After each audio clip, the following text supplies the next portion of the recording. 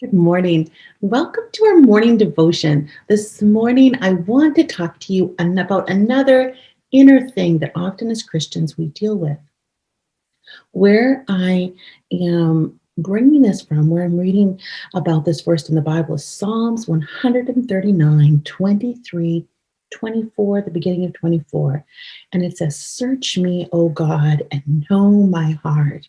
Try me and know my thoughts, and see that if there be any grievous way in me." Now, as we become closer and closer to Jesus Christ, something interesting happens. Before we start that journey with Him, or while we're still resisting Him, we think we're pretty good. We think we're not that sinful. Them over there, they they're the ones that aren't doing so well in life. They're the ones that are sinning. But the phenomena that happens is as we grow closer to Jesus Christ, we start to see our own sinfulness more and more. Now, I remember when I was a small girl, I was probably about 8 years old, and my mom had made me these Raggedy Ann dolls. There was Raggedy Ann and there was Raggedy Andy. And she had so the little "I love you" on the heart, and they had the black and white striped legs and the red loopy hair. And they were my favorite, especially Raggedy Ann. I used to change her clothes and play with her and take her everywhere.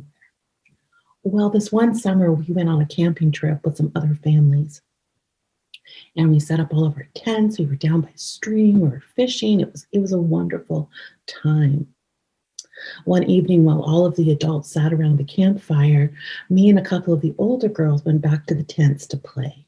Now, these girls weren't that much older than me, maybe 3, maybe 4 years older than me, but I had these dolls. These girls wanted to play with these dolls.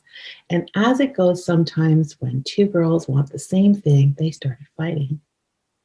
One girl got a hold of the legs, the other one got a hold of the head of my Raggedy Ann, and they pulled her apart. They pulled the poor doll's head off. Now, I can look back at that now and have a little bit of a chuckle, but there is still that place in my heart where I remember being so resentful against these girls. I'm sure all of you have a similar experience where something happened to you in your past, or maybe not so past, where you have held resentment in your heart. Resentment leads to us holding a grudge. And us holding a grudge is as if we are retaliating against that person, except the more that we retaliate, the more that we hold that grudge, the only person that we're hurting is ourselves. In fact, we're allowing that person that originally hurt us to hurt us again and again and again every time we nurse that grudge. Now, what is this? You see that when we look for this revenge with our resentment, which is a grudge, we nurse that grudge. What that person said, we think about it way too much. And in doing so, we start to withhold. I no longer wanted to be these girls' friend. I withheld my friendship from them. Occasionally, I would talk to other people about how mean they were. And I also no longer wanted to give them any space in my life. And so what I was giving them by holding a grudge was actually hurting me more than them. They were probably still really nice girls. In fact, one of them in the future, we became good friends. But as a child and as a young adult, I really still held a grudge against these people. When we have these grudges, when we hold these resentments, we exact that revenge by making judgments about them, about their heart, about their value, about their very character. And in doing so, we're sinning because we think that we have the power to make a judgment about that person's heart, about What's going on with them? Whenever we use those words, they, that church, those people, that side of the family, whenever we use those words, we need to check our hearts because often that is where we are still holding resentments. I know this is hard because sometimes those resentments are held very deeply in our hearts.